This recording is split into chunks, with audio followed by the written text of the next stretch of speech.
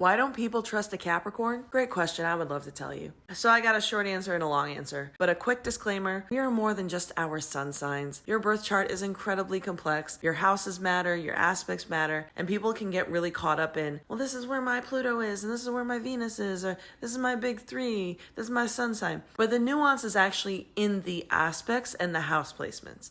Conjunctions, oppositions, squares, sextiles, a lot of times people don't pay attention to those. These can really change up how a placement shows up a lot of the time. So here's a short answer. People can often struggle to trust a Capricorn because they come off as cold, blunt, career obsessed, and emotionally distant. Caps can be very practical and very literal, very no nonsense in the process. When they communicate, they usually mean exactly what they said word for word. They're not always reading between the lines emotionally and energetically the way other signs do. They are also extremely private with their feelings. They do not wear their emotions on their sleeves at all, and they process quite a lot internally. From the outside, that can make them seem aloof, guarded, even manipulative and calculating. They also tend to prioritize actions and solutions over emotional validation. So if you come to a Cap with a problem, their instinct is usually to fix it and find a solution. But sometimes, I know you guys will hate this, but people don't always want a solution. They want friendship and empathy and to feel seen and validated. They want emotional presence and for you to listen.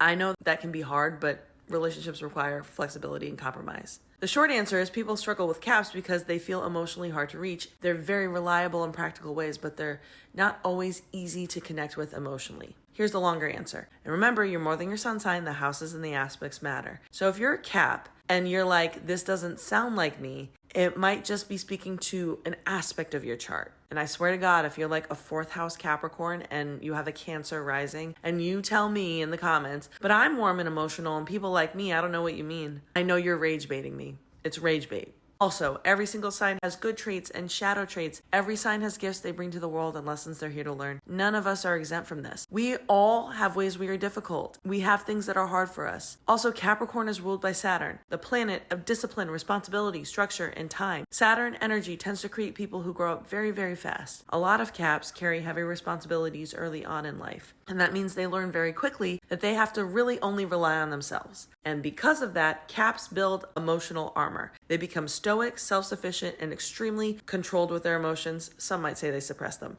That guardedness usually comes from their own experiences, and it's a survival strategy. But sometimes that survival strategy creates distance in relationships and situations because it's a maladjusted coping mechanism. You do not have to completely get rid of it, but as we evolve, we learn to adjust and deploy the coping mechanism more consciously and when it's appropriate. Caps also tend to be very direct and very literal with their communication. I would argue this is true for most earth signs in general. They pay attention to the actual words people use. They're not necessarily decoding emotional subtext or hidden meanings or reading anything energetically. They actually very much will harp on the words being used and over intellectualize everything. So for people who communicate more energetically or emotionally or indirectly, that can feel harsh and rigid and also difficult. It can also seem like you're not being emotionally and energetically present, aka actually listening and being in the moment.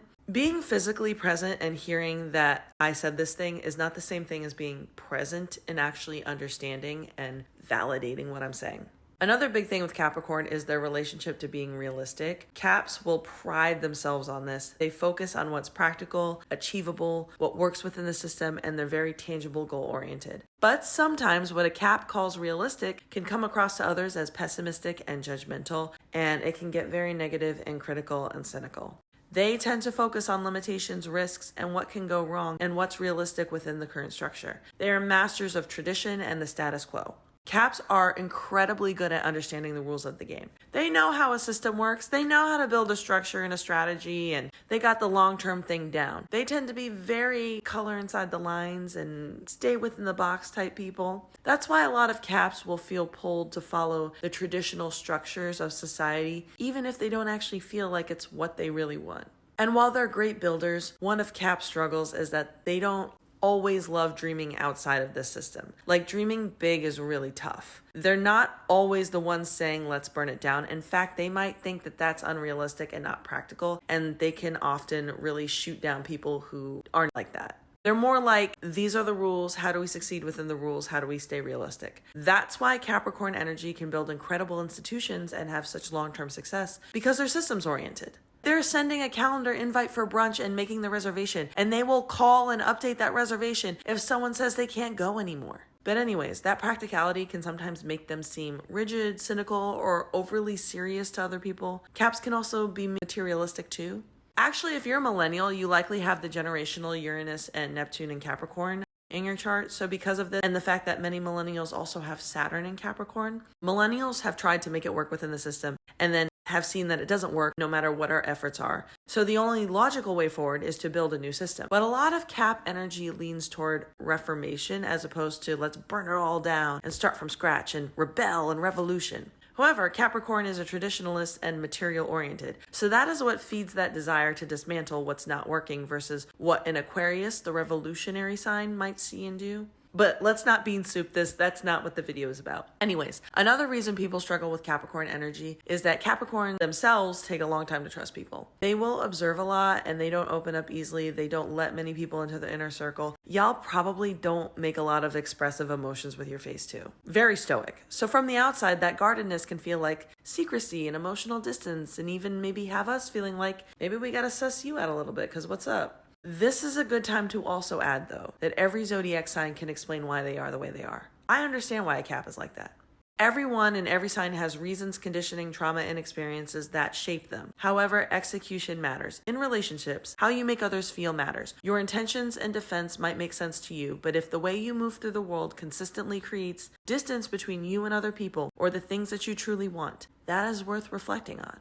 Astrology isn't meant to be an excuse or a crutch or a place to stubbornly dig your heels in. It is meant to be a tool for self-awareness. If we start saying, that's just how I am, or everyone else is the problem, or what everyone else gets wrong about us and doesn't get about us, so it's them that's got to change, blah, blah, blah, then we actually just delay our own growth. Also, that's not a comprehensive list of what an excuse could sound like in this situation. I just feel the need to say that. So every sign has something beautiful to offer the world, like I said, and every sign has something that they're here to evolve beyond. Capricorn's gifts to the world are tremendous and they're great. But their growth often comes from learning that emotional openness doesn't weaken them, and that reality doesn't have to kill possibilities and what could be. And lastly, the Capricorn symbol is the mythic sea goat. Half mountain goat, half fish. The goat climbs that mountain. That's the ambition and the discipline, the mastery of the material world, the tangible, goal-oriented energy. But the fishtail represents the ocean, which is that emotional, intuitive, subconscious underworld. Caps spend a lot of their time mastering that mountain. But a Cap's real magic happens when they remember that they also have access to the ocean. The ocean's in the material world. Caps have a lot more to offer than just reliability and structure and problem solving. There's a lot more depth to them. We want to see it, y'all. Y'all actually are super magical and little weirdos, but you'll struggle to access that and not suppress that by being stuck in logic, avoidance, and suppressing yourself and suppressing your emotions all the time. There's no such thing as just suppressing part of yourself, by the way. It's really all or nothing. So my advice, let your freak flag fly. That's hard to say. That's a lot of but anyway. You know what I'm saying. I believe in you. Until next time, y'all.